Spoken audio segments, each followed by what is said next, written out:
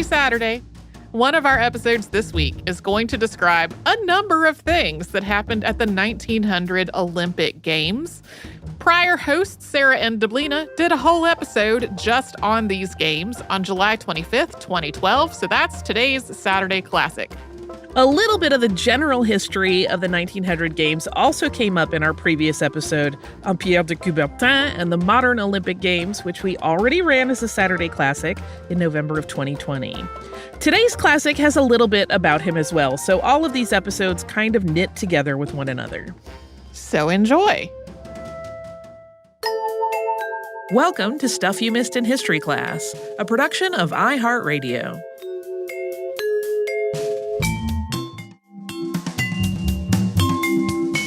Hello and welcome to the podcast. I'm Sarah Dowdy. And I'm Deblina Chakraborty. And today the Olympic Games seem like such an institution that it's hard to believe they almost didn't make it past their second time out in 1900. But of course then, with only one previous modern Olympics on the books, the Paris Games just proved to be such a disaster, an often hilarious disaster as we're going to see, that it's pretty remarkable that everyone agreed to give it another go 4 years later in St. Louis. And even the founder of the modern games himself, Pierre de Coubertin, later said, quote, "It's a miracle the Olympic movement survived these games." So we'll tell you just a few of the issues as kind of a teaser here. For one thing, the games stretched from May to October. I mean, can you even imagine something like this going on today? They were so poorly organized as well and poorly promoted that the athletes often didn't even realize they were competing in the Olympics. And if you knew you were competing, it wasn't because of the flashy venues and the high-quality equipment that you were working with. I mean, you were swimming in the Seine, you were competing in track and field events throughout the woods and using old utility poles as hurdles. So not exactly top-of-the-line stuff going on here. So because of the odd circumstances that surround the 1900 Games, some sport historians don't even consider them Olympics at all. They don't even consider them part of the modern Olympic tradition, at least according to the Encyclopedia of the Modern Olympic Movement. They're seen simply as sporting events that were held as a sideshow for the Universal Exposition. Still, though, I mean, we're going to go ahead and consider them real Olympics. And if we do that, the Paris Games did include some pretty notable firsts. One, it was much larger than the first modern games that had been held in Athens. And the Paris Games attracted athletes from more foreign nations than ever. So it was more of an international event that the organizers were striving for. It also featured the first women competitors, which was significant, and it helped set the precedent for rotating the games between cities. But to really understand the bizarre sideshow that was the 1900 Games, it helps to go back a little bit. So we're going to take you back to some other Olympics. Way back. The ancient Olympics may have their roots in Greek myth, but the first official games were actually held in 776 BC. So after trekking on for centuries with foot races, chariot competitions, and wrestling matches to the death, the games were banned in 393 AD by Christian Emperor Theodosius due to their polytheistic roots. And the history of the modern games might lead you to believe that there was then a lull of more than 1,500 years with no games at all, but that's actually not quite accurate. Athletic competitions, both local and national, which billed themselves as the Olympics and took at least some Hellenic inspiration, are documented as far back as the Renaissance. I think a little-known fact here. So we're just going to give you some examples of these Olympic Games that occurred in the meantime and some of the events they featured, too. Competitors in Robert Dover's Olympic Games, and that's Olympic with a K added on. I really like that touch.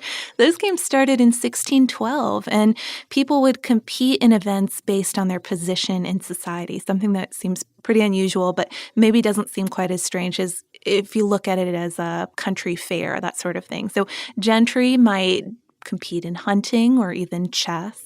Townspeople could wrestle or do something called fighting at the barriers. Rural folk might participate in something called cudgel play or shin kicking, tumbling, something called skittles, or pipe and tabor music. So a varied repertoire of activities for the rural folk.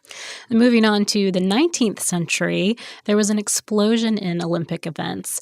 In the 1830s, there were the Olympic Games of Ramlursa, with events like mast climbing, and the much Wenlock Olympian Games with sports like wheelbarrow racing, plus some competition for the less athletically inclined, like knitting and a biblical history contest. There was also Evangelos Zappas Olympics in Greece, a pretty famous one, which was heavily influenced by ancient traditions. Still, though, it took Pierre de Coubertin, an enthusiastic supporter of physical education in general, to draw inspiration from these different local Olympic traditions and push for an international game, something more like how we think of the Olympics today. So Coubertin had become an ardent supporter of reviving the Olympics since he met with Englishman Dr. William Penny Brooks in 1890. And Brooks had started the Much Wenlock Olympian Games 40 years earlier, and he had also corresponded for years with Evangelos Zappas, had sort of incorporated some of those Greek traditions that were going on into his own games. But since the 1860s, Brooks had been really interested in promoting the idea of an international games. The problem was he just couldn't get that much interest for it. So after seeing the articles and ideas of the elderly Brooks, Coubertin took up the torch and went back to France and pitched the idea himself at the Union des Sports Athletiques in 1892.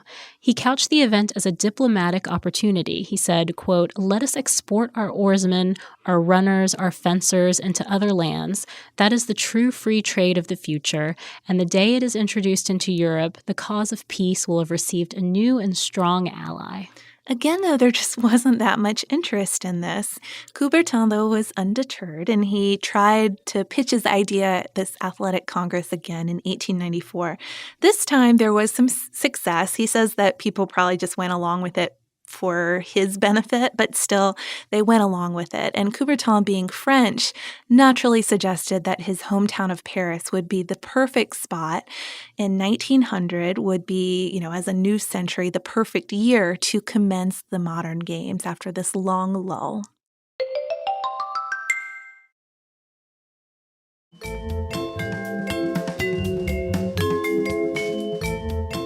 Somehow, though, both the date and the host city changed. It was Athens that would host the inaugural games. Things went well, both for Coubertin and the new International Olympic Committee. Though the Greek prime minister had initially refused to stage the games, his successor was game to make this happen, and the King of Greece opened the events on Greek Independence Day in 1896. There were athletes from 14 different countries competing. International, just like they had hoped. Exactly.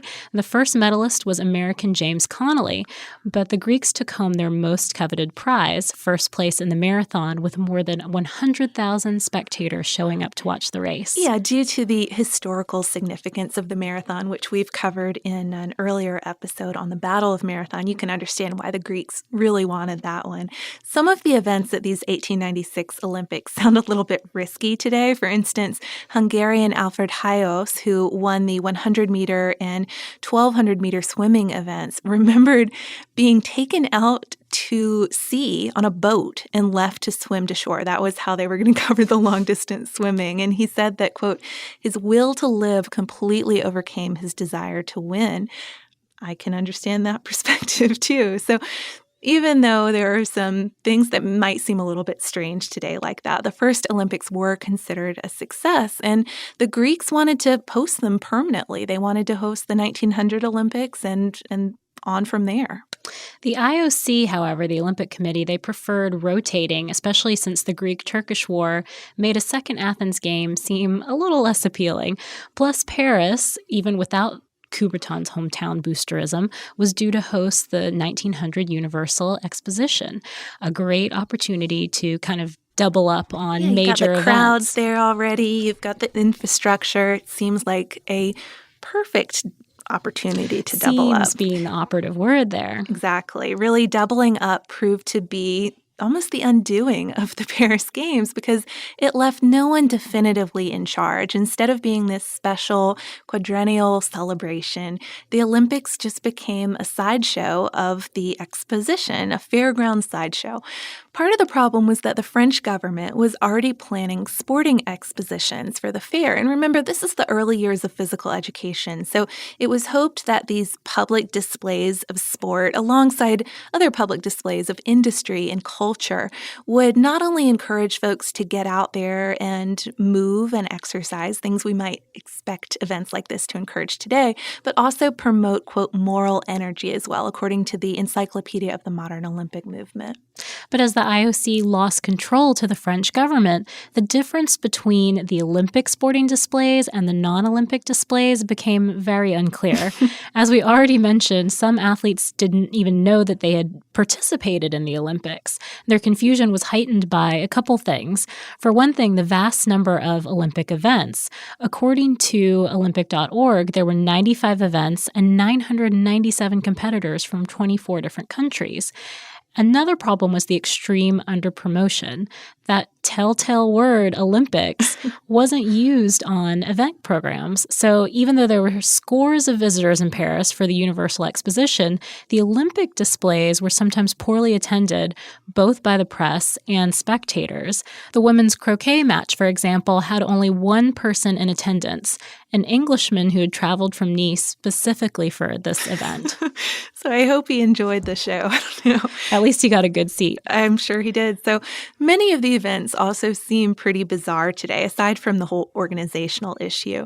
Some of them, like archery or equestrian, were new to the games at the time, but are normal now. They seem like Olympic staples. Others, like gymnastics, were simply a lot different from what we know today. In 1900, gymnasts had to complete 16 different movements, including lifting a 50-kilogram stone, climbing a rope, and pole vaulting. So I'm imagining the little tiny teenage Olympians doing the things like the pole vaulting and the 50-kilogram stone.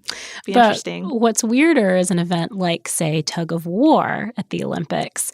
Incidentally, tug of war was one of the 5 sports where people from several nationalities competed on the same team, too. So more like a field day event. Yeah, lots of strange stuff going on there, or strange to us today, at least. Swimming events included oddities like an obstacle race where you would duck under boats. Doesn't sound very safe. Yeah, but even traditional events got sort of an unusual twist because of the venues that they were held in. So, I mean, we all goggled at Beijing's stunning water cube aquatic center during the 2008 games, but competitors in the 1900 games had to do their swimming competitions in the Seine, where currents would just create these insane records. I mean, we were just talking about the 1896 games where you'd be towed out to sea, but swimming in a river wouldn't be much easier either.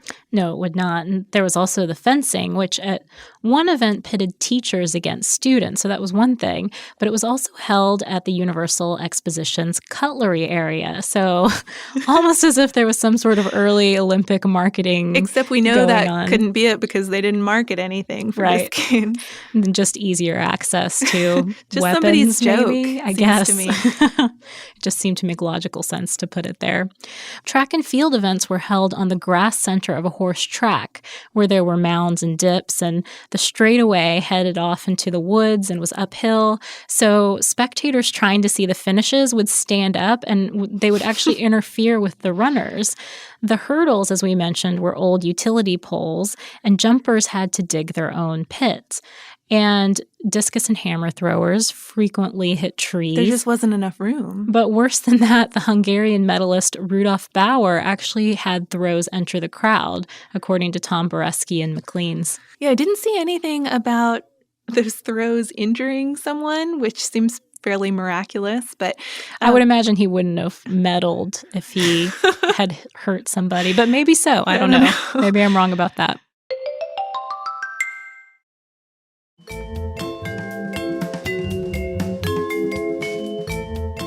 The marathon course was another bizarre case in this Olympics. It went through the middle of Paris, but it was so poorly supervised that many of the finishers accused the three French victors of taking some secret shortcuts, something that they backed up by the fact that the winners looked pretty comfortable. They didn't look like they had just run a marathon. But everyone knows athletes are really the true stars of the games, and Paris in 1900 had its fair share of notable competitors too. While French athletes won the majority of events, which wasn't surprising at all since they were the only nation competing in several, so there were some events where they were the only Frenchmen. Right, they were the only ones competing. American Alvin Krenzlein became the biggest name at the games. He won the 60-meter, the 110-meter hurdles, and the 200-meter hurdles. He also won the long jump after his teammate Meyer Prinstein was forbidden to participate in the finals by his university since they were to be held on Sunday, even though Prinstein was Jewish. When Krenzlein won by 1 centimeter, Prinstein was apparently so angry he punched his teammate in the face. Another strange athlete story, George Orton became the first Canadian to medal 8 years before Canada even sent a team to the games. And that's because Orton, who had been attending University of Pennsylvania, where a lot of the American track and field team members were based, just joined up with their team. His first event, he came in last place in the 400-meter hurdles, but he still medaled because there were only 3 competitors. An hour later, though, he got kind of a more prestigious medal than that. He won the steeplechase, which was considered his specialty, and broke a world record, one of the 6 world records broken at the Games. Stan Raleigh, who is an Australian track star, won 3rd place in the 60-meter race, 100 meters, and 200-meter race. After his victories for Australia, then the British got him to join their team for the 5,000-meter event since they were 1 man short. Now, Raleigh had never run a distance race, but because of the point scoring, all he actually had to do was cross the finish line. In the end, he didn't even have to do that. Race officials got so tired of waiting for him that they automatically gave him last place, which was enough for his team to win. And I was a little amazed by this. Apparently, he was kind of walking. But 5,000 meters, I can see how a sprinter wouldn't be able to compete in that. It's funny he took so long, enough for them to cancel it. So of the 22 female competitors, though, British tennis player Charlotte Cooper was the first woman to win an Olympic event. Margaret Abbott, though, I think is a particularly interesting case. She was just a Chicago girl who was studying art in Paris and entered the golf competition on a whim and won. So not the sort of traditional Olympic process you might expect today. But I think the best athlete story has to be that of an unnamed and unknown French boy. On August 26, during the coaxed pair rowing event, the Dutch team needed a replacement coxswain, and they drafted a French boy who's believed to be somewhere around 7 or was believed to be somewhere around 7 and 12 years old at the time. And with this kid on their team, they rowed to victory. And according to Olympic.org, the French kid did join in the ceremony. He was photographed, but nobody got his name, and years of research haven't been able to uncover his identity. He's the lost Olympian. Well, the thoroughly bizarre Paris Games closed October 28th, 1900, and even though they seem so disastrous, at least some people were convinced by the Olympic message. A writer for La Tourvello wrote November 1900 that since the Games, quote, sport has definitely become a new religion. And in 1904, the St. Louis Olympics were again swallowed up by a World's Fair and went on for way too long once again, 4.5 months. Organizers didn't even learn lessons from the disastrous Paris Marathon. American Thomas Hicks won the gold after his teammate was disqualified for driving most of the course. How do you even do that? It's 1904. I don't know. Still, though, even at that Games, the St. Louis Games, records were broken. Archie Hahn, for instance, the Milwaukee Meteor, set a time for the 200-meter race that stood for 28 years. And athletes, again, captured public attention. American George Iser, for instance, won 6 medals in gymnastics, even though he had a wooden leg. The 1908 London Games, by that point, things were beginning to look a little bit more official. They finally stopped trying to double them up with these World's Fair. And by 1912, with the Stockholm Games, for the first time, teams from 5 continents competed. Strangely, it may have been the Olympics cancellation during World War I that really led to its ultimate endurance. During that time, Coubertin worked on reshaping the game's identity, moving its headquarters to Switzerland, and promoting its ideology as, quote, the pursuit of peace and intercultural communication through international sport.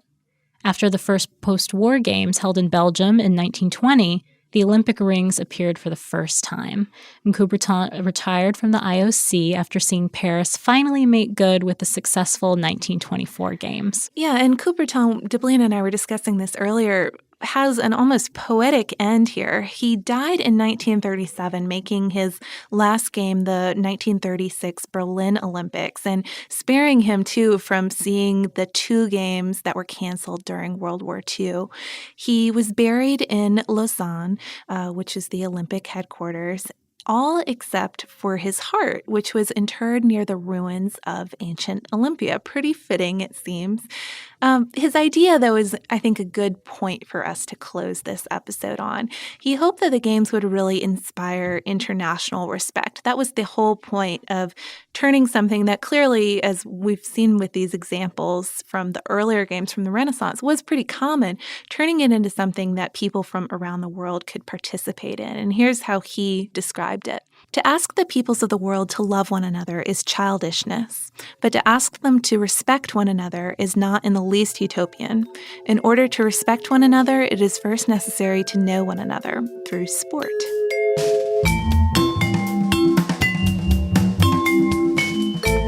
Thanks so much for joining us on this Saturday. Since this episode is out of the archive, if you heard an email address or a Facebook URL or something similar over the course of the show, that could be obsolete now. Our current email address is historypodcast@iheartradio.com. You can find us all over social media at Missed in History. And you can subscribe to our show on Apple Podcasts, Google Podcasts, the iHeartRadio app, and wherever else you listen to podcasts. Stuff You Missed in History Class is a production of iHeartRadio. For more podcasts from iHeartRadio, visit the iHeartRadio app, Apple Podcasts, or wherever you listen to your favorite shows.